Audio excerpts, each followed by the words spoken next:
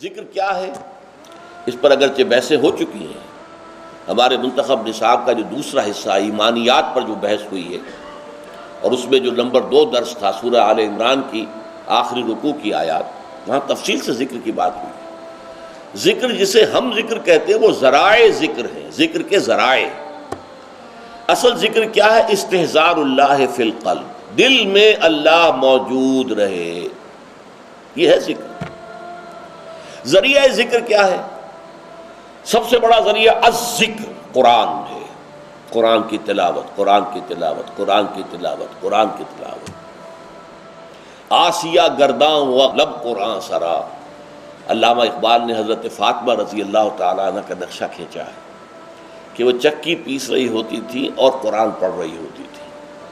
آسیہ گرداں، آسیہ چکی، چکی کو چکر دے رہی ہیں اور ساتھ ہی قرآن پڑھ رہی ہیں۔ میں نے خود دیکھا اپنے بچپن میں، ہماری اپنے خاندان کی خواتین چکی بھی پیستی تھی اور قرآن مجید پڑھتی تھی، اور گود میں بچہ بھی ہے جو دودھ بھی پی رہا ہے ساتھ کے ساتھ، سارے کام ہوتے تھے۔ تو الذکر قرآن ہے۔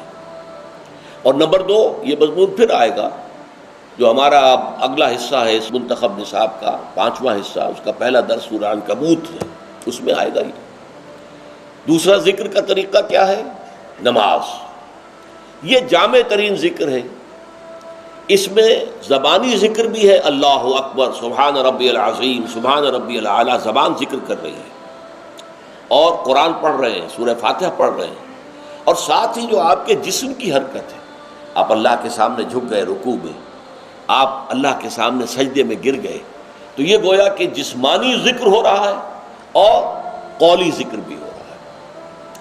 تیسرے نمبر پر ذکر جو ہے وہ ادعیہ معصورہ مسنونہ، وہ دعائیں کہ جو حضور دنیا کے مختلف کام کرتے ہوئے پڑھا کرتے تھے۔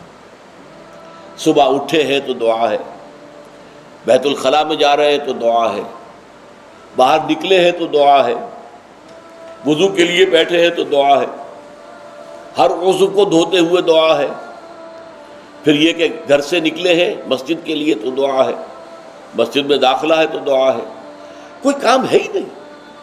آئینہ دیکھا ہے تو دعا ہے، کپڑے بدلے ہیں تو دعا ہے، یہاں تک کہ بیوی سے ہم بستری کرنے لگے ہیں تو دعا ہے۔ کوئی عمل کوئی نہیں ہے کہ جس کے ساتھ دعا نہ ہو۔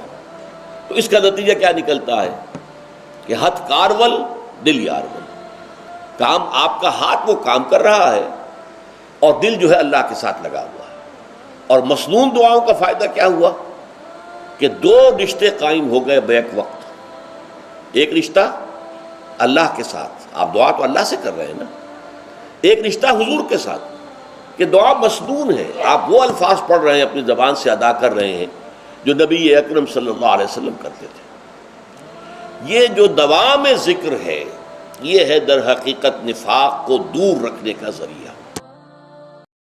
دین کی بات پھیلانا صدقہ جاریہ ہے، ثواب کی نیت سے ویڈیو کو شیئر ضرور کیجیے۔ جزاک اللہ۔